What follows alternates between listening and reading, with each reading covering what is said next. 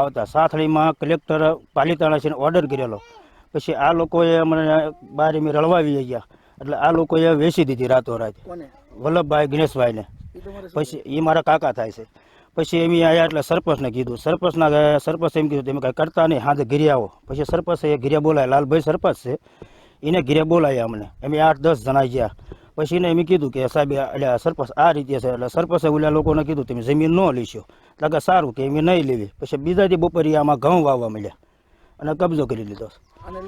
અમે આને લઈને મેં વારંવાર અરજી કલેક્ટરને મામલેદારને કરી, પોલીસ સ્ટેશન કરી, તો કોઈ અમારું સાંભળતા નથી. પોલીસ સ્ટેશન જાવી એટલે પોલીસ ફરિયાદ નથી લેતી અમારી.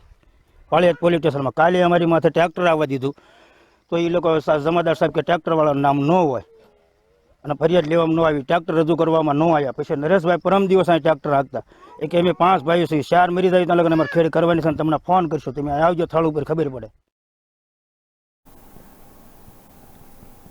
તો દર્શક મિત્રો, આપણે સાંભળ્યું કે ખેડૂતની જાણ બહાર જ એનું જે ખેતર એની હકની જમીન હતી એ બારોબાર વેચી દેવામાં આવી છે. હવે જોઈએ આની અંદર શું ખેડૂતને કેટલો ન્યાય મળે છે, કઈ રીતે આમાં તંત્ર કામ કરે છે એ જોવાનું રહ્યું.